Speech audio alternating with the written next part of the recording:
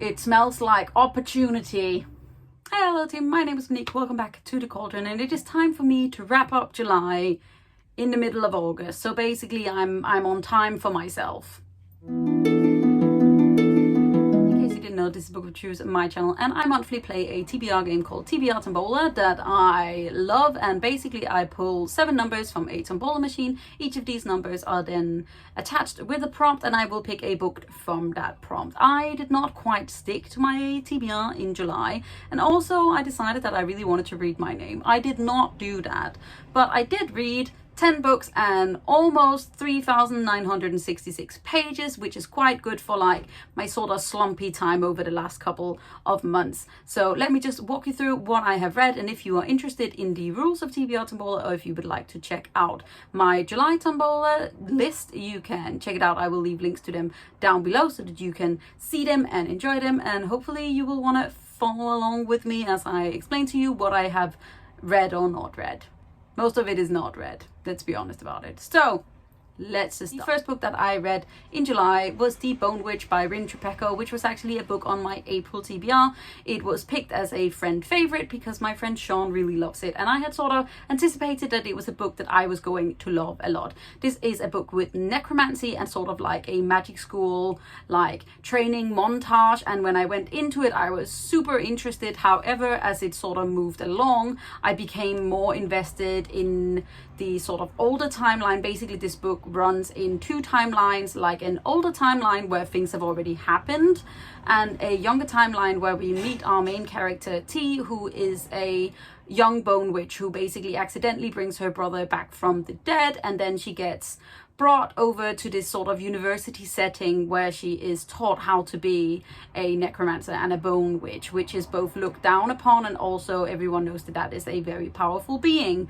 And it's a really interesting world. It's very well established and very beautiful description. However, I felt like it was a little bit repetitive and it lacked sort of an overarching like push almost for me. So though I did enjoy it, I ended up giving it 3 stars. It's not a series that I am going to like hunt for to like finish immediately, even though the ending was very interesting. And because we are in July, we have a brand new bingo card. The rules for TBR Tombola is that as I read the prompts, I can then cross out the numbers if they are on the attached bingo card to those months. If I ever read a full line, I'm allowed to buy a book even if I am on a book buying ban, which I currently am. So we can hope this is a brand new one. It smells like opportunity or something. So as I mentioned, The Bone Witch was from my April TBR at number 64. So let us see if it is on the list. It is not. Moving on. The next book I read was a sort of non-fiction book that I decided that it was about time that I read it, and I read Queering Your Craft by Cassandra Snow, which is sort of like an introduction and a sort of how-to guide to sort of new witches, so paganism and Wiccan and the general fate of sort of magic and witchcraft. And I really loved this book. I'm very happy that I started out with it because some of the books that I've looked into since feel very sort of binary, and I'm not sort of about that. This book sort of explores the intersectionality between like your queerness and your craft and your sort of magic, and the fact that it is not all cemented in like you have to have a vagina or you have to be a woman in sort of a traditional way to like carry that like feminine energy. Really like enjoyable. It is like very much just a introduction and something that I can sort of look back on, I think, many times, and I really enjoyed this sort of more casual way of Cassandra Snow's writing. In general, it's really a book that I just really enjoyed, and I'm really happy that I read it. I got sent this a couple of months back by Wiser Books, so thank you so much to Wiser Books for this. I ended up giving it 4 stars, even though I don't really think it's a book that needs a rating in that way. But anyway, it is definitely a book that I would highly recommend, even if it is to look into witchcraft as more of like a research subject and not as like a personal journey. I have always been interested by witchcraft and paganism and Norse mythology and like the whole like mythology world of older deities and other than God, and it has been a journey that I've been on for a long time, but in the last couple of years I've sort of taken more steps to to go into it more, and I really enjoyed this, and it's definitely these kind of books that I am looking more for, instead of just the books that feel very settled in you're only really a witch if you are a traditional woman and and white. I don't want to appropriate things. So yeah, really enjoyed this. This was actually on my TBR, but not in like a TBR Tombola number, so it doesn't get one, but I read it over the majority of the month of July, so I enjoyed it and I'm happy I did it.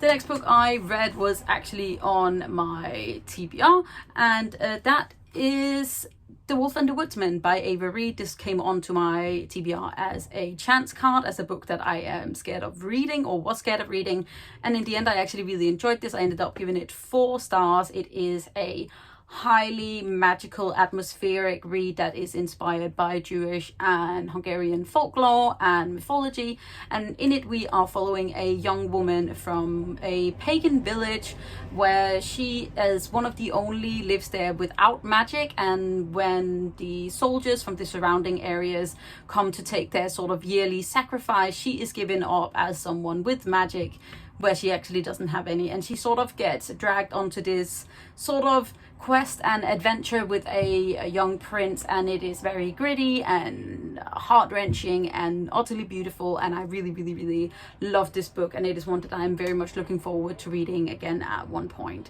It is also Ava Reed's debut, and I really think that you should read it if you have the opportunity to do so. And Wolf Underwoodsman came onto my TBR at number 47, which I do not believe that I have on here. Nope, no 47. Moving along. The next book I read was another one in my attempt to sort of read my name, and that was Nirikas Story and the Colero by Anne McCaffrey, which is sort of a 2 short stories in the Dragons of Pern saga. This one specifically follows Nirikas, who is sort of a historical figure in the Dragons of Pern, which is a sci-fi fantasy series about this planet that has these dragons and like a yearly threadfall, something that they call it like that. And basically I thought they were both short stories in the Dragons of Pern, but the Colero is just like a regular sci-fi story, and I actually ended up enjoying both like quite a lot, and I ended up giving it 3.5 stars. But yes, this is another one that wasn't actually on my TBR as in numbers wise, so just another book that I enjoyed. The next book I read was a leftover from my June TBR, and that was Crown Chasers by Rebecca Coffindaffer. This is a sci-fi race adventure where we are following a young woman who is sort of the niece to the throne that sort of rules over all of these planets and galaxies, and she loses her uncle very early on, and he sort of sets in motion this race where the 5 most prominent political families all have a sort of chosen racer for them, and the first one that finds this royal seal gets to be the king, or the new like ruler of this. And basically like our young main character is just like she doesn't want to be the ruler, so she tries to help one of her other friends become the ruler. She's like this like hardcore bisexual, just kicking ass and taking names, and I absolutely adored her and her sort of mechanic relationship. His name is Hell Monkey. I love it. It was such a wonderful, fast-paced read, and I am very excited about reading the next book in the series. I ended up giving this one another 3.5/ almost 4 stars, because now that I've gone like a bit further about it, I do think that it's a 4-star read. But the reason why it wasn't like a I love book was because a lot of the sort of like really deep connections were like pushed over a little bit, and I felt like it could have been longer, and I felt like there were more of the struggles that our like characters went through that we could have gone way further into, and it could have hurt my heart a lot more. Like I felt like because it was so fast paced, it skipped over some things that I really wanted to know more about. However, I did really love all of the aliens, so I'm here for aliens. So Crown Chasers came onto my June TBR at number 82 as a girlfriend pick, and let us see if we have 82. Do we have, ooh, that's upside down, 82. No, we do not. That is okay. We're moving along. And this is sort of the time when I then got like completely pushed off course. And I got completely pushed off course because I was talking about a book on TikTok. and it is this series. So this is the Meredith Gentry series, or at least the 3 first books in the Meredith Gentry series by Lowell K. Hamilton. The first book is called A Kiss of Shadows, the second book is called A Caress of Twilight, and the third book is called Seduced by Moonlight. And as you can sort of guess from these covers and the titles, this is urban fantasy / paranormal romance at its absolute finest. We are talking highly adult content, and basically in this first book we meet Meredith Gentry, who is a half human half fairy princess who has sort of been pushed out of fairy because she feared for her life, and now she is being sort of invited back to fairy with this sort of caveat that she has to become pregnant and then she can take over the throne. And this world is set up as in fairies have always been real, so it's magic, and we specifically have the Seelie and the Unseelie courts, and it is very political. It is also a little bit